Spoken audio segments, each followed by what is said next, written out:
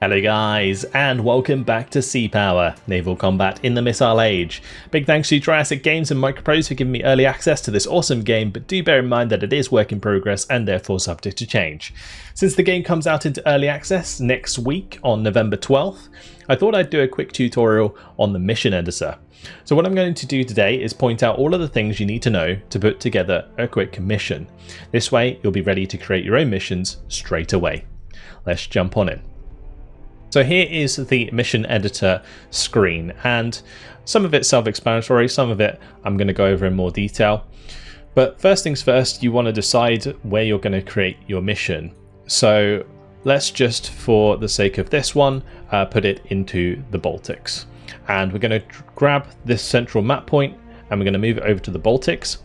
That way, when you click local time here, it will change the time of day to what it would be locally in the area. And that's probably the best way I've found to manage the time of day during a mission. So that's one thing that I like to do personally. Now on the left here, you can see that we have the language. You can select your mission name. So we'll just call this Baltic Test. You can select the mission difficulty. And in this case, we'll just do like a 2-star mission because I'm only going to be throwing down a few units. Then you can type in your description. So in this case, I'm just going to call it Pegasus Test because I would like to bring out the Pegasus ships today. They're very cool. You can select your weather. Let's go for stormy or overcast. Let's go for overcast since it's the Btics. And then you can select the wind direction. Not sure what this really affects at the moment. Maybe sound potentially, but we do have sea state here for the funsies. We can set this right up to like sea state 9. That's going to make the waves go crazy. You can select whether or not you want precipitation or fog. We'll just put on both so you can see what that looks like. Then you select your mission date. We'll just keep it at 26th of June 1985, and it's going to be at 10 AM. So let's actually select it to like midday, so just it's a bit brighter because we are going to be overcast. Then you select which side you want to play on, so blue or red. When you're testing, you can just click between these and play it from both sides to make sure that the AI can see your units if you want them to, and vice versa. So that's what I like to do a lot. Now, when we head over to groups, we don't have any groups yet because groups are put on the map by selecting on the top here. So you have vessel group, which will allow you to add vessels to the map. Now, first things first, you want to kind of give them a bearing. I found it's like easiest if you kind of decide where you want this to go before you put the ships in, because then it will auto set the heading. But basically here you have the group name, so I'll just call this the Pegasus group. And then we have the side of which it's going to be, so it can be blue, red, or neutral. Neutral is good for if you want to put like civilian in there, and then they won't be aggressive to either side. You have the mission type. Not sure how important this is at the moment, but maybe for the AI it helps them kind of react differently. In this case, we'll just do like patrol through the Baltic, and we have 100% chance of spawning this group. Now this percent chance is really interesting because in some cases you can create a group and it's like this is a 20% chance for us to have an extra Pegasus. So we'll call this group Extra Pegasus. And there'll be a 20% chance that we spawn with an extra Pegasus. Then we have the formation. So once you add some ships to these, you can basically form your formation and it will automatically put them into a formation. But you can also manually change the formation with the formation editor button. Well, I'll show you that in just a second. You can save the group, so you can basically like create multiple of the same groups. So say if you wanted to save a group of like 3 Pegasus, so that whenever you want to create a new group on the map, you can just like load it in. It's really, really handy. Then you can click unit reference. This will reference the unit that you have in the group that you have selected here in the unit list, and position is unlocked if you do that. So that way you don't like accidentally move them basically. So in this case, we're going to go to the USA, we're going to go to vessels, we're going to go to unit types, and we want the Pegasus class. There we go, and we'll add a Pegasus. Let's just say we'll add 2 Pegasus. So now if I go into formation editor, you can see there's no formation there. If I go ahead and just quickly change that, okay, in this case it's not going to do it, but this formation does definitely affect things like aircraft. It might not be so important for ships because you automatically or like manually move them around in the formation editor. If you don't, then they'll spawn on top of each other, and that's not what you want. So yeah, you can manually spread them out, so we'll just do them like so. Although when I change the heading, which doesn't look like it's set, then you will see that they will be in a different formation, because this is like relative to the direction that they are heading. Now, in order to work out which way they should be heading, you can use this ruler, and it will give you a bearing. So in this case, you can see that it's like 68.4. I mean, in this case, I would just put 68, and then that's going to change the heading of the lead ship, and then you need to adjust your formation accordingly. So we'll just put them next to each other like so, heading in that direction. Then underneath that, we do have loadouts. Loadouts is important for like aircraft, for example. I'll show that off in a moment as well. We've got nation overrides, so you can basically make a ship that is originally like of US origin a Belgian ship, for example, and it will show up as a Belgian ship with its flag. You can set its initial speed. In this case, we'll just put like a head flank, so it's zooming along on its hydrofoils. Then we have the skill. Now the skill, I'm not entirely sure what it affects, but I'm pretty sure it has something to do with how much chance there is of missiles like hitting you, or you being able to use your like CAWS to shoot down enemy incoming missiles and such. So basically, the higher that is, the better your weapons are going to be. Then we have stores, so you can change the amount of ammo that your ship has, and initial starting damage if you want to create a scenario based on like rescuing a damaged ship or something like that. Then you have like high value unit. Not entirely sure what this button does, but you can make sure you have your radars on at the start if you want to. Active sonars, towed arrays if they have them, and towed decoy as well there. So that's basically all the information on the groups, and you can create different groups. So in this case, we'll just add another Pegasus class here just to make sure that that one has one. We'll go ahead flank, we'll make sure it's on the same heading, so 68. I'm just going to put that closer like so. This line here is kind of where the ships are going to go after they've spawned. So at the start of the mission, they'll automatically head in that direction. And this is more important for when you're placing down enemy units, because you'll want to basically set their heading. I'll show you an example of one I've set up and played on the channel already after this, so you can get an idea of how to do that. So in this case, just got to double check that I've set this up properly. Again, this one will be a patrol mission. It's only a 20% chance to spawn. We don't need to mess around with the formation editor because it's only one Pegasus. And we'll put its radars on as well, just so that we can see the enemy straight away. We're going to place the enemy pretty close, so you guys can just see how this works. And damage is fine, trained is fine. Yeah, everything's okay. All right, so yeah, submarines. You can click those down, and you get the list of submarines here. So we could put in like a Los Angeles class. We'll just do that for now. Los Angeles Flight 1. And these can also have their depth set as opposed to their speed. So you can set it like deep and then ahead flank so that it isn't cavitating straight away. In order to get rid of these, you just press delete. You just select them so they go pink, and then you just click delete, and that will get rid of the waypoint. That's something handy to know. So in this case, we could just have like sonars on, because I'm not going to put an enemy submarine in, but you guys will see that. And we need to make sure that the chance for this is 100%, otherwise it might not spawn.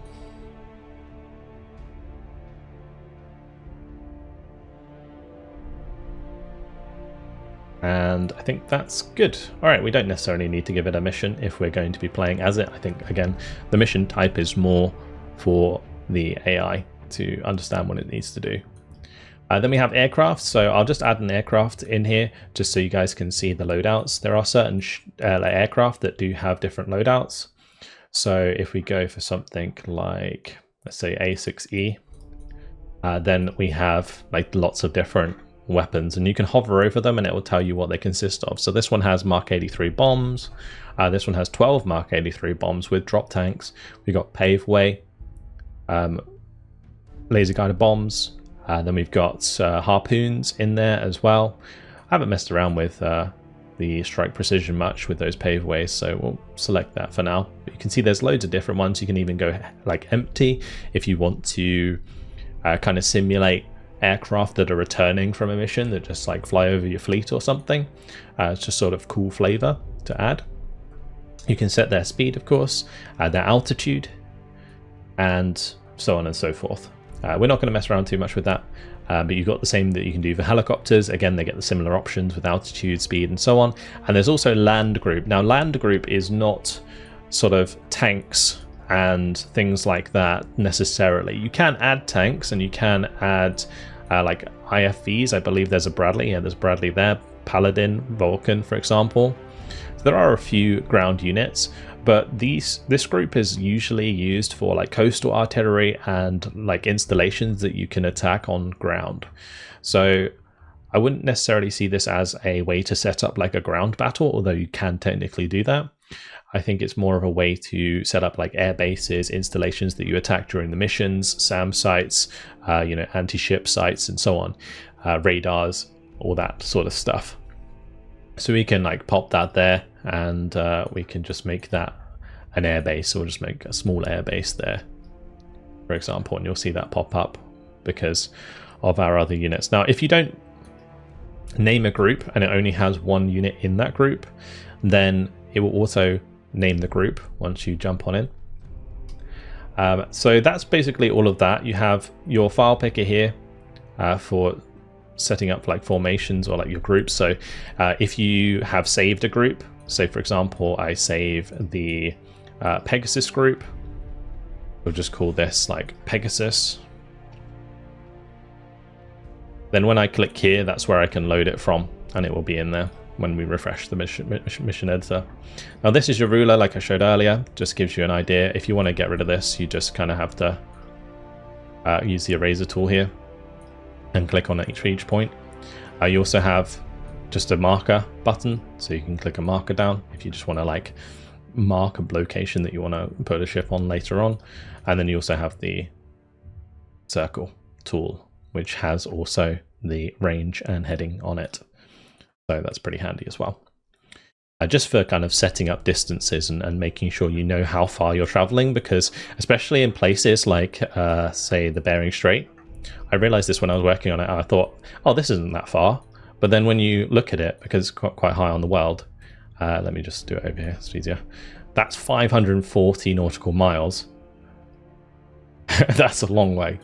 So if you make missions like too long, then it's going to take you ages to find contacts. So you need to be really careful about that. Make sure you're sort of measuring out how far you want your engagements to be, because otherwise, yeah, you just won't see enemy ships for ages, and your mission will be really boring. So the way that I've tried to set up a lot of my missions is that you're already at the point of contact almost. Some of the missions, you're not quite there, but you're close.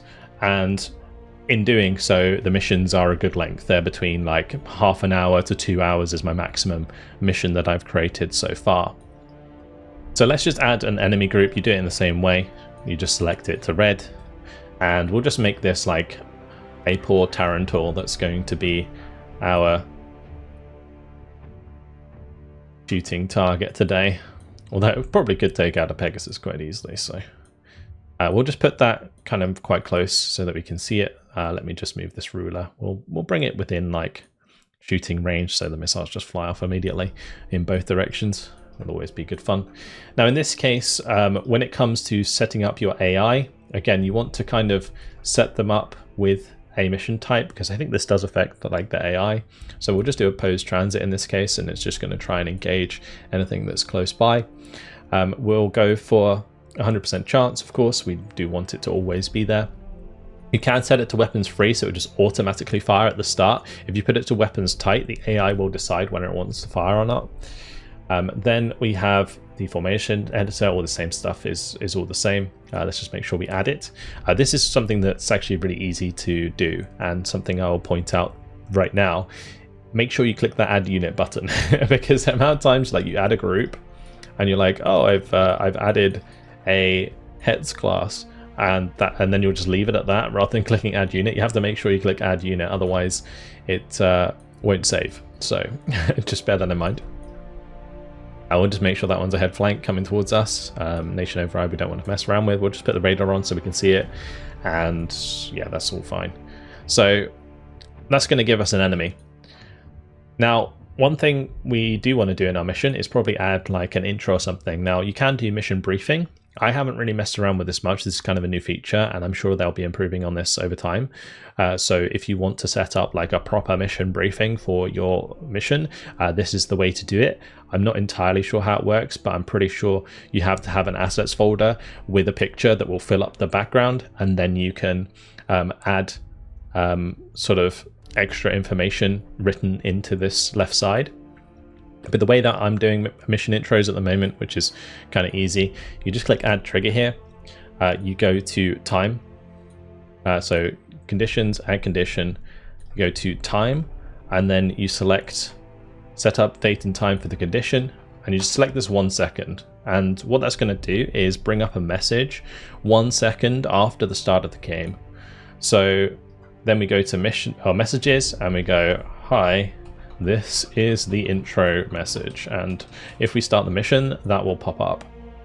So that's like kind of a simple trigger for setting up your intro, and that's most of the way that I've done mine. And you can type in as much as you want here. You can make it another one so that it happens in say 5 minutes. This is by seconds, so 5 minutes would be what, 300 seconds, and so you just set that to 300 seconds, and 5 minutes in, another message will spawn. There are other conditions you can mess around with, of course. You got time condition, there's generic. I'm not entirely sure how generic works, but unit destroyed is like when units are destroyed, something happens. Unit enters area is like basically, let me just set up a new trigger. So we go to add condition, and then we go to unit enters area. Now we need to set up an area for the condition. So you click add condition position here, and it will make this. So if we just set this like right in front of my Pegasus here, then we want to make sure that when these Pegasus enter that, it basically triggers a message. We'll just do that, something like that. So we want condition units. So we need to select a group. In this case, we'll select the Pegasus group. It's going to go units in group. We just do add all group, and then you want minimum units to get in there. So if you do 0, I think it requires both by default. If you do 1, then only one of those 2 condition units needs to be in there in order to pop up the mission or pop up the message. So we'll just do that. So if we do unit enters area, and then one of those Pegasus goes in there. Pegasus, you so cool. All right, so that's going to basically pop up as a message as soon as the Pegasus moves into that circle. And you can change the size of the circle here using the area radius. So you can make it bigger, make it smaller. Of course, you don't really want it to be over the unit that you're using to trigger it. But in one of my missions, I have it so that that's like a victory condition. And you can make it a victory condition down here. So underneath the conditions, or underneath the trigger, you have condition rules. So I'm not sure what this conditions complete rule does. I haven't worked that one out yet, but messages is pretty simple. Victory, you can make it trigger a victory if you move in. So a victory trigger for side, and then you choose which side wins. Then you can do like task force swap. So I could make it so that when it enters the area, this Pegasus unit turns against me or something like that.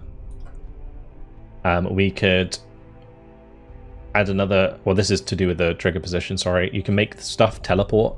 So say if you put like a couple aircraft up here and you want to trigger them so that they start coming in at a certain time, you can do like a teleport to position, and it will just like suddenly they'll arrive early or whatever you want to do with that.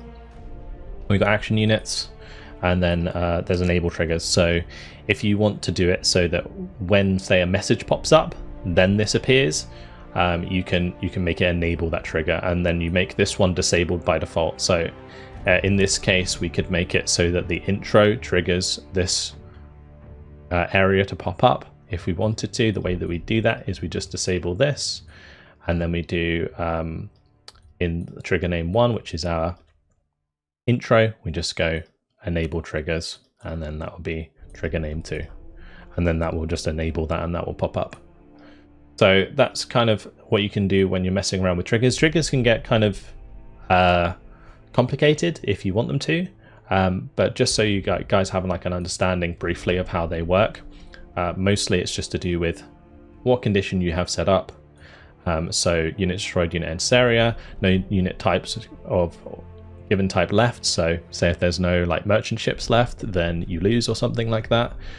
Maybe when you detect a unit, you want a message to pop up saying, oh, you've detected this unit, a unit classified. That's when you like haven't detected it, but you actually know exactly what it is. And then if like a trigger is completed or failed, you can choose which trigger it's referring to and then do something else. So there's lots of different ways to manipulate how your mission plays out, and I'll give you some examples of that in my missions when I load them up. So that is about it, really. If we go ahead and play this right now, you'll see the intro mission pop up. So let's jump on in, and I'll show you how this is playing out, and you guys can see the Pegasus in action. So there we go. Hi, this is the intro message, and because the intro message happened, we now have the circle popping up. Now these poor Pegasus are going to have a hard time using their hydrofoils in this kind of weather. But we'll see if they can get there. We actually can't see the enemy ship because these didn't start with their radars on due to me not selecting them individually. But we have our LA class flight 1, and we also have our intruder here. So this is got the paveways on it. We can just have this like fly over here, and we'll bring it like nice and low, and we'll go surface search radar, and I'm just going to speed things up, and we'll go and find the enemy. Also, the Pegasus will move into the circle here, and that should just pop up a message saying, Pegasus, you so cool. And we'll just keep a move on. Now, it's going to be hard to spot where the enemy are, because we're on Sea State 9, which is making it very difficult for our surface search radars, particularly on our own ships, to find the enemy. Yeah, now because I've made this the sea state like it is, these guys are not using their hydrofoils at all. It's going to be real rough.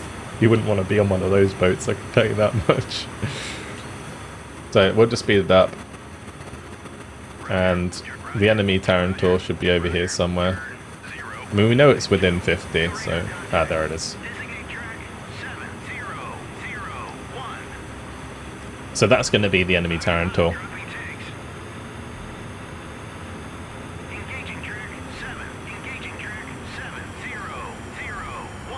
He's like fired a missile at us, so my A6 will probably get shut down. And we're still on double speed at the moment. We're having a hard time visually identifying this due to the bad weather. That poor Tarantor's getting thrown around all over the place as well, I imagine. But there it is. Yeah, he's not having a good time.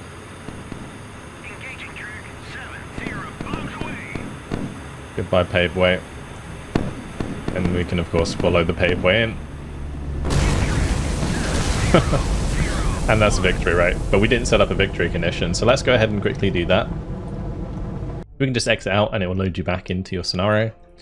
So if we go to triggers and we go to add trigger, we'll just call this like win, and then you go to condition, add condition. Say if we want the win condition to be the Tarantor getting destroyed, then we go unit destroyed, and then we just add the Tarantor into that group, and then when it's destroyed, we want to set it up as a victory for side blue, and you can make it so that it automatically exits the mission if you want it to, or you can just like make a message pop up saying like you win, or you want it to be a blue side message, you win, exit when you want, or yeah, make it auto exit.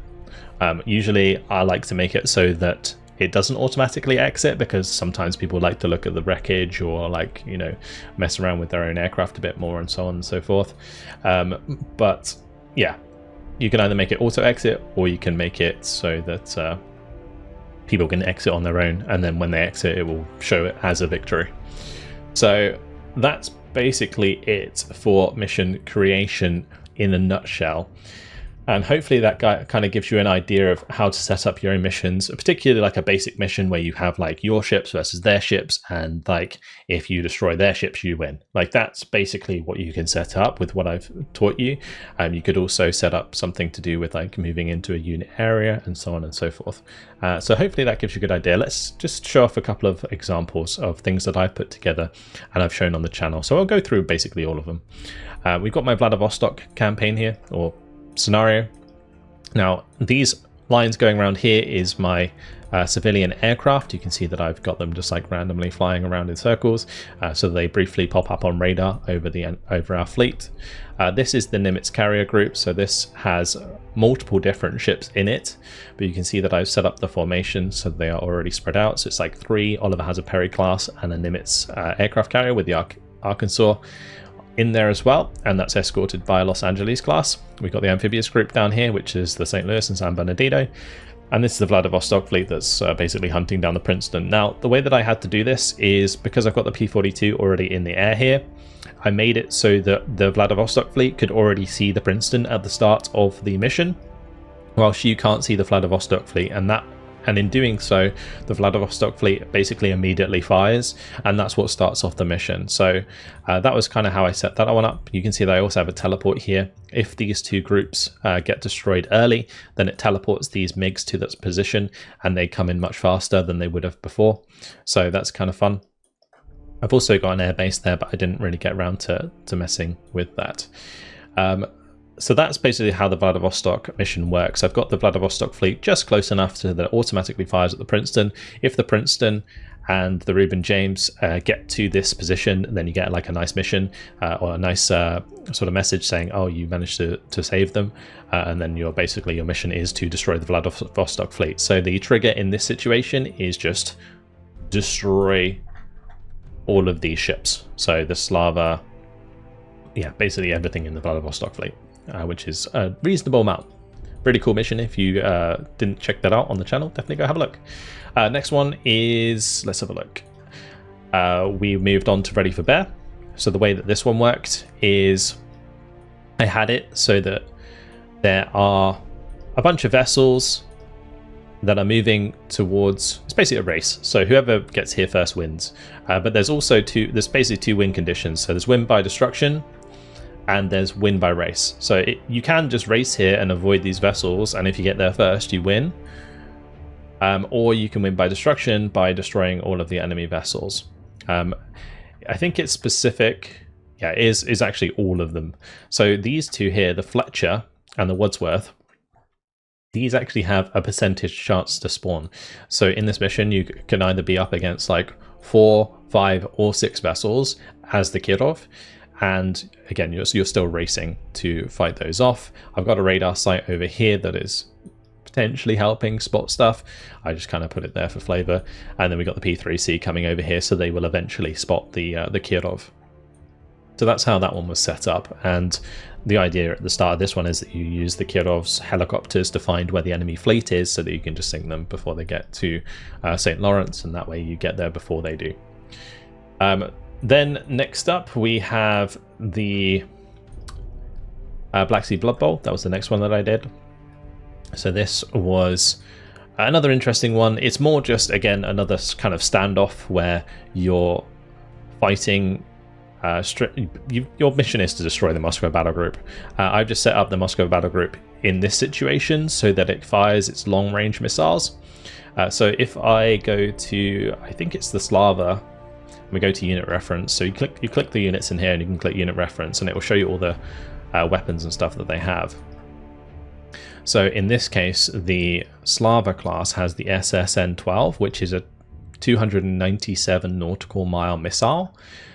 So in this mission in particular, we are, what, 145 away?